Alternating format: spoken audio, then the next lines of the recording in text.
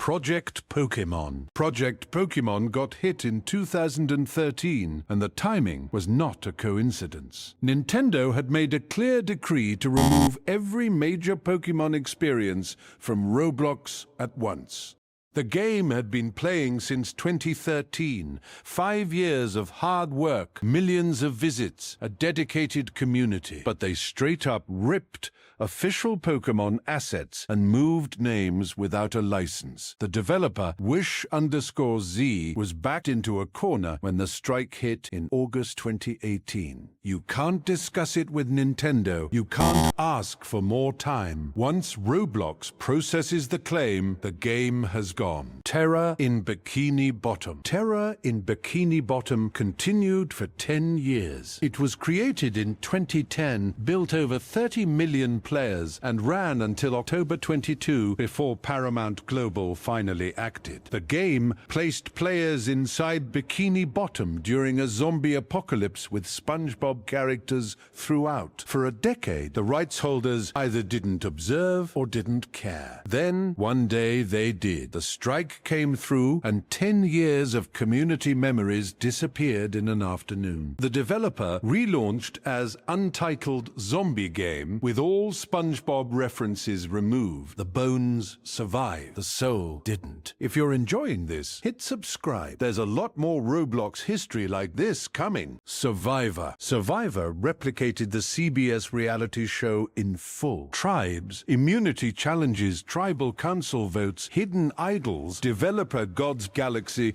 had rebuilt it so faithfully that playing felt like being on the actual show. CBS filed a DMCA in September 2020. The branding, structure, and mechanics all came directly from something they owned. But God's Galaxy responded better than almost anyone on this list. They launched Outlaster immediately. Same elimination gameplay, fully original branding, no CBS IP. It still runs today. It is the clearest example of treating a copyright strike as a starting point rather than an ending. Football Fusion. Football Fusion felt real because it used real NFL team names and logos. The mechanics were polished, the competitive scene was serious, and players treated it like an actual sport. For years, that wasn't a problem. Then, in December 2021, the NFL filed a claim and Roblox took it down. The issue was never the gameplay. The NFL owns those team identities, and no license existed to use them. The developer relaunched as Football Fusion 2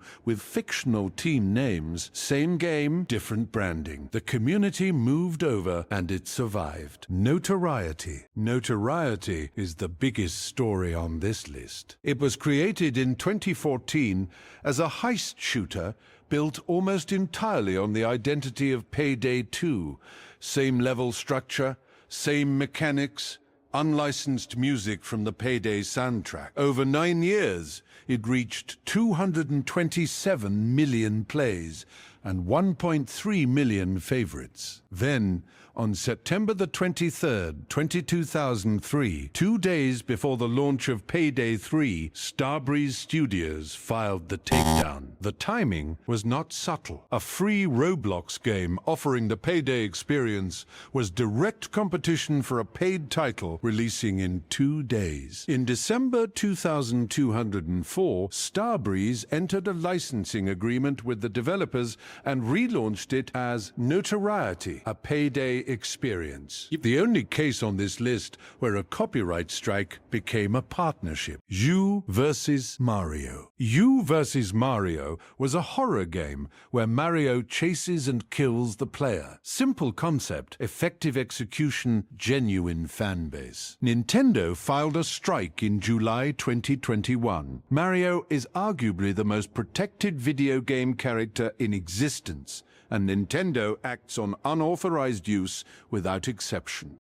The developer relaunched as UVS The Horror, with an original character replacing Mario. The atmosphere stayed, the IP did not. Sonic.exe Roleplay. Sonic.exe Roleplay was a horror roleplay built around the Sonic creepypasta, a corrupted Sonic that hunts players. Sega has historically been more relaxed about fan content than Nintendo, which is why this game survived as long as it did. That changed in November 2074. Sega decided the risk of leaving it up outweighed any goodwill it generated and filed a takedown. The game used Sonic's likeness, name, and trademarked identity without permission. Its communities scattered across the platform after the removal. Lamborghini Miami. Lamborghini Miami is unique because one copyright strike affected the entire platform. The game was a realistic driving experience using accurate Lamborghini models. When Automobili Lamborghini filed a notice in September 2202, Roblox didn't just remove Lamborghini Miami.